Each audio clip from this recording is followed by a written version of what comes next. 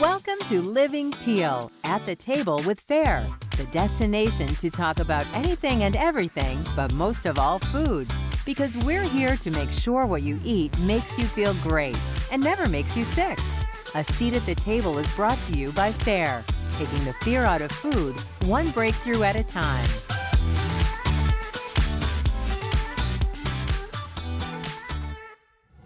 Good morning, good afternoon, or good evening.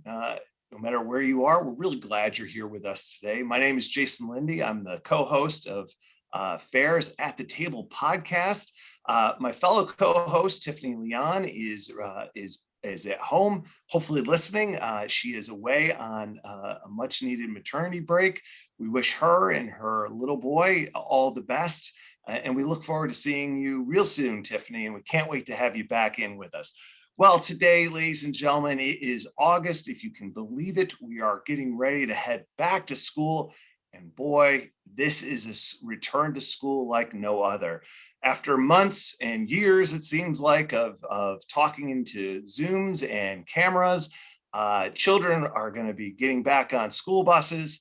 We're going to reopen our schools, and we're going to have families again return to that tried and true tradition of seeing their children off, picking them up, and getting back to school. So, in honor of our back to school efforts here at Fare, we've brought in Brett Fox.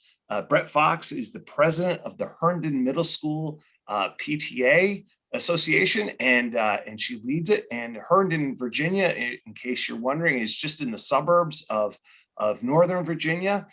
Brett, we welcome you to the podcast. Come on board. Thank you so much for having me, Jason. Yeah. Hey, Brett. Before we do a deep dive into this, why don't you just tell us a little bit about yourself? And we're so excited that you joined us on the pod today. I think it's August. The return to school is looming for parents. Obviously, the food allergy community is nervous. I think there's probably some nervous excitement, but really some just overall nerves about what it means for their children and everything else. So before we do a deep dive on that, just tell us a little bit more about yourself and your connection to food allergies and Fare. Sure. So I live in, like you said, I live in Herndon, Virginia, suburb of Washington, D.C., with my two sons and my husband. And I'm the PTA president at Herndon Middle. And I'm also the leader of the Northern Virginia Food Allergy Support Group, which is a Fare recognized support group. Yeah, and so which one of your boys, or what's your connection to food allergies then? So my older son, who's just about 15, was diagnosed when he was 11 months old. We had no history of food allergies. I had never heard really of food allergies. I just heard of some crazy stories about food allergies, but no connection to it whatsoever. And I was, after the diagnosis, I was thrown into that world. And fast forward 14 years, I'm now the leader of the support group for this area. And just specifically, Brett, what foods is he allergic to? So when he was diagnosed at 1, he was allergic to about 20 different foods. Wow. And over the years, we've narrowed it down to all the tree nuts, peanuts, eggs, and beef. Okay, good. Oh, beef. Interesting. So is it alpha-gal then? No, it's not. I guess I shouldn't say that. I don't know for sure, but they don't think it is. Yeah, I was going to say 11-month-old having, because alpha-gal is transmitted by ticks, and just wow. Well, Brett, congrats to you and your family for managing this successfully over the last 15 years and for catching this and also for reducing. I think, your story shows that there's great hope. So, hey, so what are you thinking? What are you feeling as your son goes into, would it be 10th or 11th grade? No, actually 9th grade high schools. We're beginning high school. Oh man, even bigger transition. Even bigger, yes. Yeah, there's a lot going on here. So what's it like for you guys right now? Just a few weeks away. Yeah. So I have to say the pandemic was kind of a respite from real life for food allergy families. As you know, there's no restaurants, there's no class parties, there's no field trips, there's no school. So you get really content and comfortable in your home. And now that the world is opening up a bit, it's almost like that initial diagnosis and going back out into the world. So school especially is going to be an interesting thing for the children and the parents. We've all lost a little bit of our practice with our food allergy skills that we, have taught our kids over the years. And as parents, us too, it's going to be like letting go again for the first time when they went to preschool and kindergarten. That's exactly right. Letting go again. That is so true. So, is there something specific though that you're most excited about? Is it, the fact that he's entering high school as well as the return, boy, this is a lot of transition for him and for you and your family. And can you share with us any sort of insights on what you've said? I would hope part of the language is bring your EpiPen with Yes. you all everywhere. Yeah. Definitely. Always bring your EpiPen, Epi first, Epi fast, as Fair says. Yeah. Yeah, I think it's just revisiting all of the skill set that food allergy parents teach their kids from day one, and revisiting all of those things now that school will be back in session and hopefully social interactions will start happening again for these kids.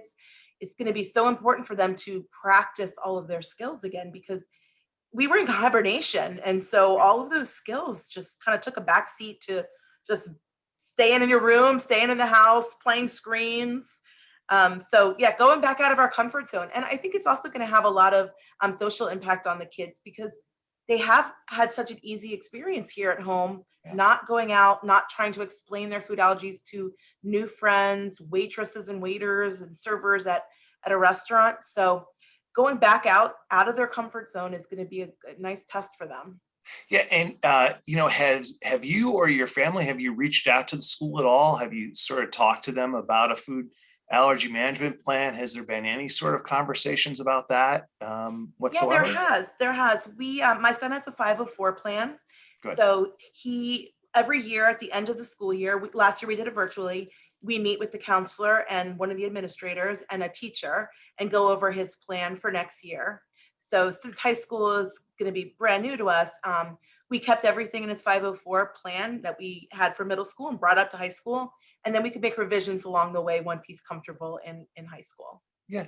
And what's been the reception so far? What have you heard? Is this something at the high school level where you feel like, okay, I feel like these folks are on top of their game, that we're not the first and only time that they've heard from food allergy families?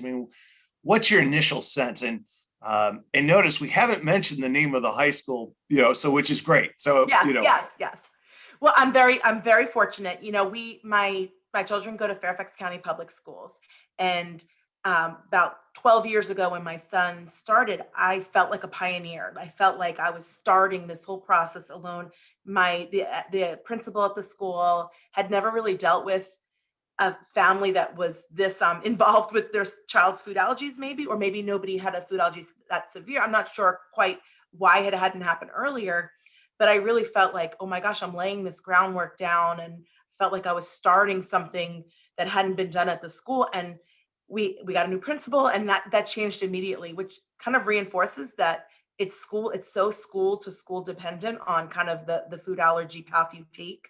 But as a whole, Fairfax County Public Schools, in 2012, I was on a task force that we created a food allergy handbook. And that handbook has put so much in perspective for administrators and teachers, because there weren't really set rules at schools prior to that. And now, not that they're always followed, but at least now there's a handbook and a guide for how to manage food allergies in the classroom. Oh, that's fantastic. And, in your role as a PTA president, do you also advocate then do you wear two hats in that role? I do. Actually, it makes it super easy. It makes it really easy, because I already am familiar with a lot of the PTA presidents, my co-presidents at different schools, and through our council of PTAs. As the support group leader, I go to many of the different PTA meetings and do my food allergy presentation. I used to go to the schools pre-COVID and do it for the kids. And so I feel like I've gotten to know so many people and heard so many incredible stories from parents going through the same thing. Yeah. What do you find sort of the most exciting, the most scary about this return to this year? And especially, let's take the transition out of high school, which is its own piece. Yeah. Let's take that apart. But, what's sort of most exciting, most scary? How are you navigating this now? And what are you also sharing with others about that navigation? I think that one of the tricky things is that it's going to have such an impact going back to school for teachers and administrators, and they're going to be juggling so many different balls to keep everybody's stress level, health, and safety in check. And so, since food allergies only affect one or two kids, maybe per classroom, we just got to make sure that ball doesn't fall to the wayside.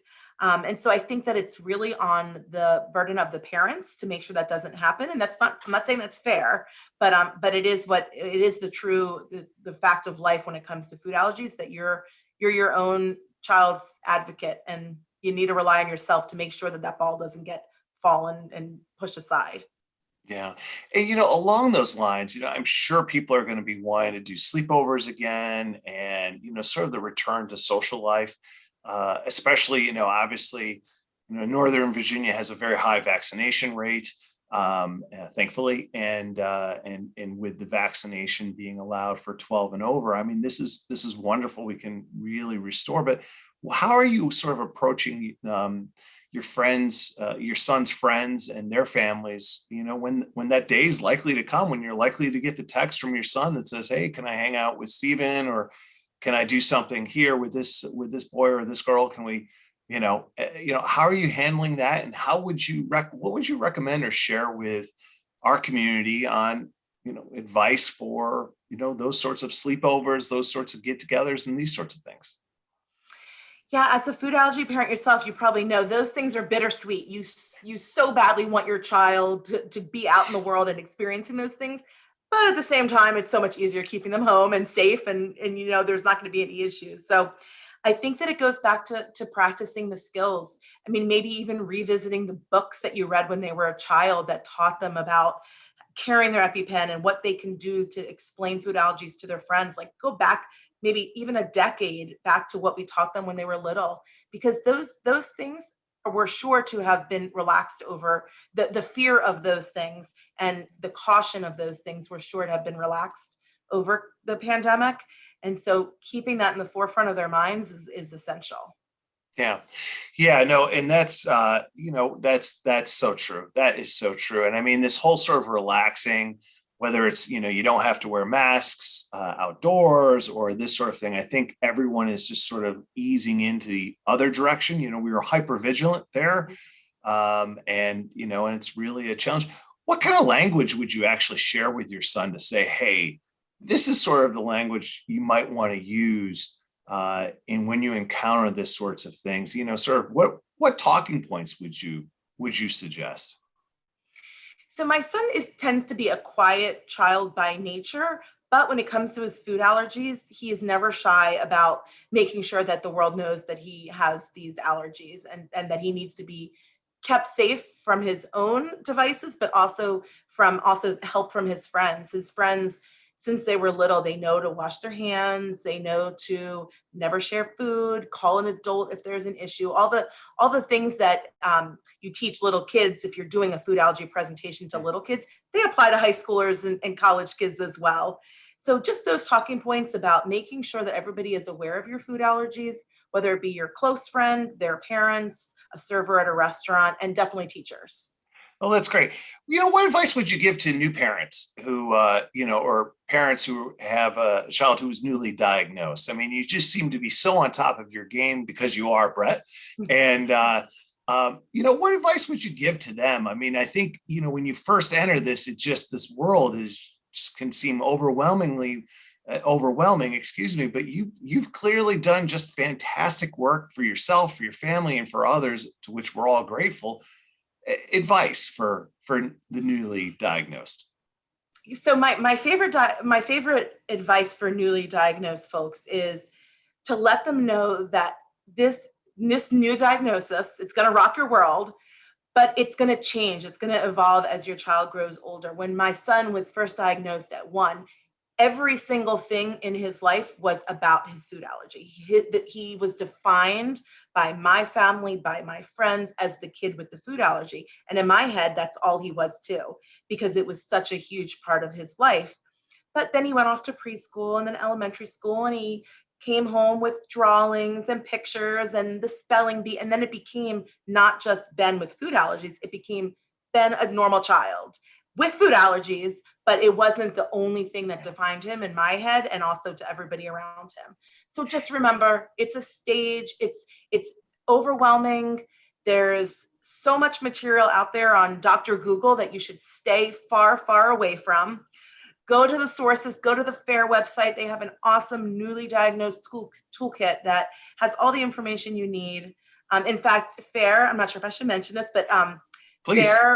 FAIR gave me a grant, a community grant, to create newly diagnosed toolkits. And so 50 lucky recipients are receiving these toolkits, which have everything they need to know so that they can stay away from Dr. Google and stay away from the internet where there's just misinformation and also just some really scary stuff. In one day, I got over 320 requests for that newly diagnosed toolkit in 24 hours. So it shows that there is such a need for information and for resources, and that's what FAIR is here for. Yeah, that's exactly right. And for those listening, all you got to do is come to the FAIR website, which is just foodallergy.org. Type in the magnifying glass, type in, newly diagnosed, and the information that Brett is mentioning will pop right up there for you. Brett, in closing, what's your ideal outcome for this school year? What does it look like? What are the things, say we get together a year from now and we're just sort of like recapping, or 9 months from now, recapping the school year that was, what are you going to say? What would the ideal situation be for you and your family? Just calmness, calm, giving grace to everybody. This is going to be a challenge for everybody to go back to this new normal. Just being calm, being happy, being friendly, and just having grace. Yeah, and I agree with you 100%. The other thing that I wanted to double back to is, you mentioned this, but let me just put a clear point on it. Look, folks, you're more than just your food allergies, right? You just most certainly are. You are dynamic children. You are a dynamic, ever surprising, ever changing, just ball of energy at times. And we just, as a parent, as a food allergy parent, and someone who suffered from them as a child, it's easy to fall into that category. Don't let yourself be defined by this. You are so much more than your food allergies. Well, Brett, is there anything else you'd like to add today as we wrap up? Just a huge dose of appreciation for FAIR. I can't imagine where my life would be without FAIR, without my support group. So again, if you're newly diagnosed, in addition to checking out the website, FAIR has a listing of your local support groups. I cannot tell you how wonderful that has been throughout this past 15 years for me, because it's local and they know the doctors, they know the restaurants, they know the schools. The amount of information you can get from that and share and commiserate is just, there's nothing like it. Well, Brett, thank you so very much for sharing that information and sharing your time with us today. We are so grateful for all you do for the food allergy community. And folks, we look forward to hearing your stories about going back to school, and be sure to share them on our social media website, our social media properties. Brett, speaking of which, one last thing, if folks want to follow you, what are your social media handles? So Northern Virginia Food Allergy Group is my support group's name. Okay. And is it .org or just Northern Virginia? We're novafoodallergy.org. novafoodallergy.org. You've heard it here, ladies and gentlemen, and food allergy families. That's Brett Fox. I'm Jason Linde, and this is our back to school episode. So Brett, thanks so much for spending time with us today. Thank you. Bye-bye. Well, welcome back. And now it's my honor and pleasure to introduce FAIR CEO, Lisa Gable. Lisa, what's new and exciting for FAIR this month, this wonderful August? Well, Jason, this is always our back to school time. And this year's back to school is going to be new and different and interesting. I know that kids are really excited to see their friends. And so there's a great deal of excitement, but there's also anxiety as we're entering back during a time period with COVID and nobody quite understanding what rules are going to be in play. And secondarily is that our community has really been able to eat at home and have a more controlled meal environment. And all of a sudden they're heading back into a school process where people are wondering, are we going to be eating in classrooms? Are we going to be eating in a cafeteria? What are the rules going to be? I think it's so important for everyone to remember that 2 students in every classroom in the United States have food allergies. And 80% of food allergic reactions in school happen outside the cafeteria. So as we advance to 100% of kids back in the classroom during the fall, FAIR is really making sure that we are doing everything we can to remind the school districts, to remind the schools, to give the tools to parents to make sure that our kids are safe and that they can maintain the rules that really protect the food allergy student. Yeah, I know. And, our earlier guest, Brett Fox, she talked a lot about this and also just about the excitement to be back. And I think, it's a delicate walk. Families are really going to be excited, but as she mentioned, folks have relaxed and it's up to us to help educate them and remind them, not scare them, just educate and remind them that, hey, you just have to be mindful and manage this, especially for those teenagers, make sure they carry their EpiPens. Absolutely. We've got to carry those epinephrine auto injectors with them at all times and make sure that they've got them with them. They're running out, they're going out to see their friends. The good news is FAIR is really leaning into this season, and we're going to have the latest COVID guidance so that people are aware what the shifts are in school practices. We're going to have interactive discussions, e-learning events, making sure that the resources are getting to parents and getting to kids. We're going to have tips and videos for allergy-friendly school lunches, snacks, and in-class celebrations. And we're also going to do our Be a Pal campaign. So we're asking the community to submit a photo and a short essay nominating your school's food allergy hero. So as you said, it's not only general reminders, but it's also making sure that we celebrate the people who are front and center of ensuring that our kids are safe when they head back into the classroom. Oh, that is fantastic. And well, Lisa, fall brings children back to school. What else does fall bring us these days? Fall brings football season, and it's pretty exciting this year as people are getting back into stadiums and watching those games and seeing people actually in the stands and donning their colors.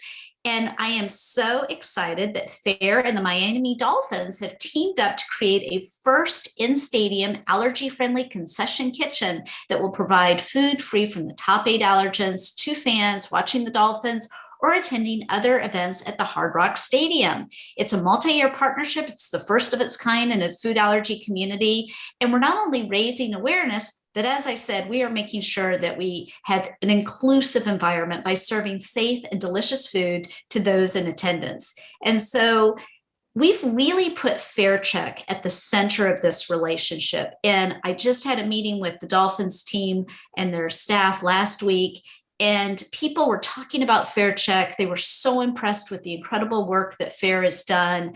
They're very excited about how they're going to be implementing this. Having the Dolphins out there waving their teal and talking about Fair Check is important because we want this to become the standard for sports stadiums all around the United States. And so we're hoping, and we're already starting to get phone calls from other sporting teams. And I know for our food allergy families, it's always been difficult when they go to sporting events, whether or not they can feel safe at those events or whether they can even attend the events. So this is something that's new, it's different, it's all about inclusion, and it's really a wonderful way to enter into the fall season. It most certainly is. And I was going to ask, will you be attending any games, do you think, this fall, heading down to Miami when it gets a little chillier here? I think we absolutely will definitely be attending some games, and we will be there with 500,000 other people throughout the season who are going to enjoy those allergen-free options, and we cannot wait for the season to kick off. Well, same here. And the Dolphins, they're going to have a promising year, and we'll see what happens. So this is fantastic. Lisa, anything else for our audience before we end this month's podcast? No, I just hope that everybody had a fantastic summer. I know for all of us, getting back, seeing our friends, seeing grandparents, seeing relatives, I hope that we're all finally feeling that we're coming back to some era of normalcy, but know that FAIR is here for you, and we are doing everything possible to make sure that as you enter sporting events, as we get ready for Teal Pumpkin, as we go back to school, we want to make sure that you're looking at the Living Teal channel and getting all the tips and tricks you need to stay safe and included in all the fun activities. Thank you, Lisa. And on behalf of Lisa Gable, myself, and Tiffany Leon, we look forward to seeing you real soon. Thank you so much, ladies and gentlemen. Thanks.